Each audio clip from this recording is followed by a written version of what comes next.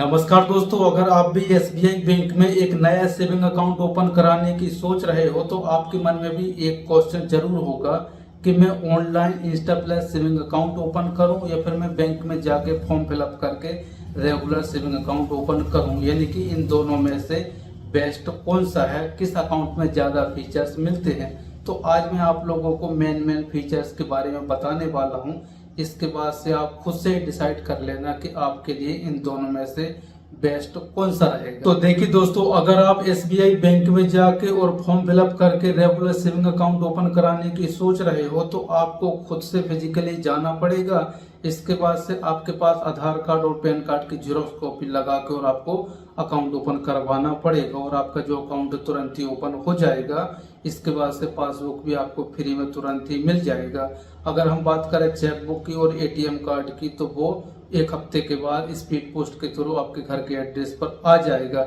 लेकिन मैंने खुद अपनी आंखों से देखा है कि बहुत सारे जो एसबीआई बैंक वाले होते हैं वो अकाउंट ओपन नहीं करते हैं, यानी कि अकाउंट ओपन करने में कुछ ना कुछ वो लोग बहानेबाजी करते हैं। कभी बोलते हैं कि आप लोगों को इतना इतना पैसा जमा करना पड़ेगा तभी हम ओपन करेंगे, या फिर कभी कभी अकाउंट ओपन के साथ साथ कोई ना कोई बीमा आप लोगों को लोग चिपका देते हैं। तो इस प्रकार से वो लोग दबाव बनाते हैं और कुछ ब्रांचेस वाले तो डायरेक्ट ही मना कर देते हैं कि यहाँ से अकाउंट ओपन अभी नहीं हो रहा है, जा बाहर सीएसपी सेंटर होगा वहां से ओपन करवा लेना।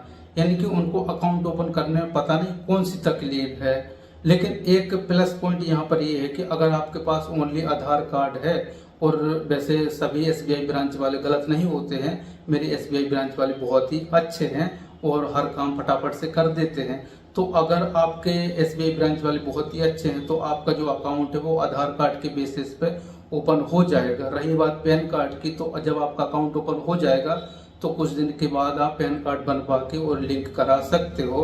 लेकिन फिलहाल तो आप यहाँ पर ओनली आधार कार्ड के थ्रू अपना रेगुलर सेविंग अकाउंट ओपन करा सकते हो। लेकिन अगर हम ऑनलाइन की बात करें तो ऑनलाइन आप घर बैठे बैठे अपने मोबाइल से ओपन कर सकते हो। आपको कहीं जाने की कोई भी ज़रूरत नहीं है, लेकिन आपके पास फिजिकली आधार कार्ड और पैन कार्ड होना ज़रूरी है और साथ में जो आधार कार्ड से मोबाइल नंबर लिंक है वो भी होना ज़रूरी है, क्योंकि ओटीपी उसी पे आएगा और इसके बाद से आप ओटीपी डाल के आगे की प्रोसेस कंप्लीट करोगे। लेकिन आपके पास पैन कार्ड और आधार कार्ड होना ज़रूरी है, तभी आपका अकाउंट ओपन होगा। अगर हम पासबुक की, चेकबुक की और एटीएम कार्ड की बात करें तो एटीएम कार्ड तो आपके घर के एड्रेस पर आ जाएगा। इसके बाद से चेकबुक आप चाहो तो ऑनलाइन भी अप्लाई कर सकते हो नेट बैंकिंग के थ्रू, या फिर आप अपनी होम ब्रांच में जाके भी अप्लाई कर सकते हो। इसके बाद से रही बात पासबुक की, तो पासबुक के लिए आपको अपनी होम ब्रांच जाना पड़ेगा, वहां पर मांगना पड़ेगा, तभी आप लोगों को मिलेगा। तो इन दोनों अकाउंट में जो सबसे बड़ा मेजर डिफरेंस था वो यही था।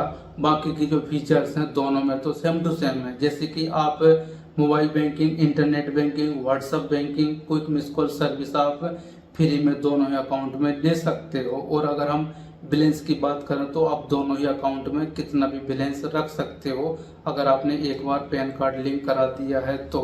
इसके बाद से आप जो भी पैसा रखते हो उस पर इंटरेस्ट दोनों ही अकाउंट में सेम मिलता है। ऐसा नहीं है कि इंस्टा में ज़्यादा मिलता है और रेगुलर में कम मिलता है, ऐसा नहीं है।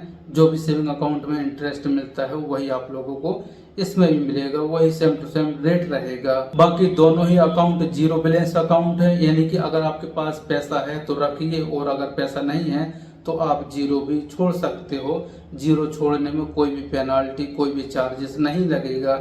आप लोग सुने होंगे ना कि मंथली एवरेज बैलेंस आप लोगों को मेंटेन करना पड़ता था सेविंग अकाउंट में, तो ऐसा नहीं है, आप जीरो भी छोड़ सकते हो, कोई भी मेंटेन करने की जरूरत नहीं है। तो बाकी दोनों ही अकाउंट में आप लोगों को एटीएम कार्ड तो मिलेगा ही मिलेगा। तो एक बार एटीएम कार्ड मिल जाए, इसके बाद से आप उस एटीएम कार्ड के थ्रू यूपीआई बना लीजिए या फिर इंटरनेट बैंकिंग बना लीजिए और इसके बाद से आप ऑनलाइन ही ट्रांजैक्शन कर सकते हो, क्योंकि यहाँ पर दोनों ही अकाउंट में ट्रांजैक्शन से रिलेटेड कोई भी लिमिटेशन नहीं है। बाकी अगर हम बात करें कि एटीएम मशीन से आप कितना पैसा निकाल सकते हो एक दिन में, तो ये आपके एटीएम कार्ड जो होता है ना उस पर डिपेंड करता है कि उसकी जो लिमिट है वो एक दिन की कितनी है। तो यही थे इन दोनों अकाउंट के मेन पॉइंट जो कि मैंने अपने तरीके से आप लोगों को बता दिया है।